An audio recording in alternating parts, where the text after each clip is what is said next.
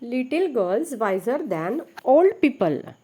It was an early Easter.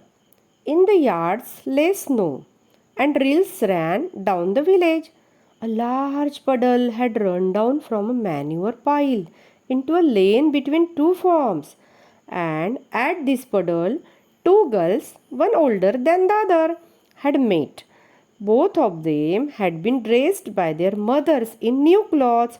The little girl had a blue dress and the elder a yellow one with a design. Both had their heads wrapped in a red kerchief. After prayers in the church, the two girls went to the puddle, where they showed their new garments to each other and began to play. They wanted to splash in the water. The little girl started to go into the puddle with her shoes on, but the older girl said to her, "Don't go, Malasha, your mother will scold you. I will take off my shoes and you do the same."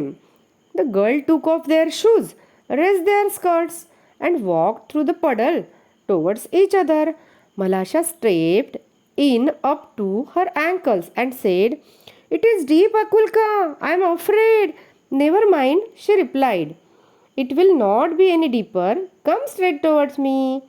They come closer to each other. Akulka said, "Malasha, look out and do not splash it up, but walk slowly." She had barely said that when Malasha plumped her foot into the water and bit spattered Akulka's new dress, and not only her dress but also her nose and eyes. When Akulka saw the spots on her dress, he grew angry at Malasha and scolded her and ran after her and wanted to strike her. Malasha was frightened and seeing what trouble she had caused, jumped out of the puddle and ran home. Akulka's mother passed by. She saw her daughter's dress bespattered and soiled. Accursed one, where accursed one, did you get yourself so dirty? Malasha had purposely splashed it on me."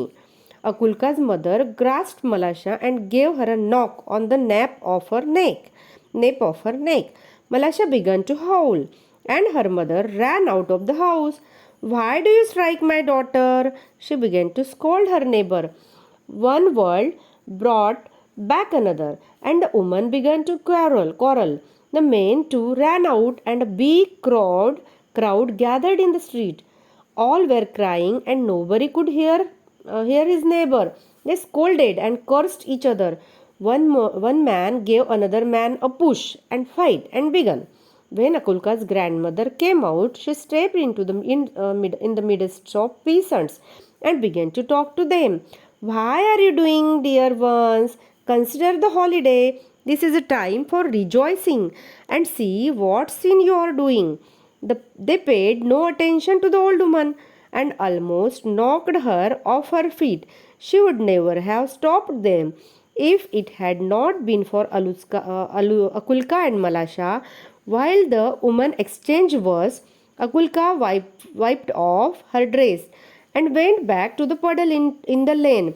She picked up a pebble and began to scratch the ground so as to let the water off into the street. While she was scratching, Malasha came up and began to help her. She picked up a chip and wound the reel. The peasant has begun to find just as the water went down the reel toward the place where the old woman was crying to separate the men. The girl ran, one from the one side of the reel, other from the other side. "Look out, Malasha! Look out!" shouted Akulka. Malasha wanted to say something herself, but could not speak for laughter. The girls were running and laughing at a chip which was bobbing up and down the reel. They ran straight into the crowd of the peasants. The old woman saw them and said to the peasant, "Shame on you before God, men! God, men! You have started fighting an account of these two girls, and they had long ago forgotten it.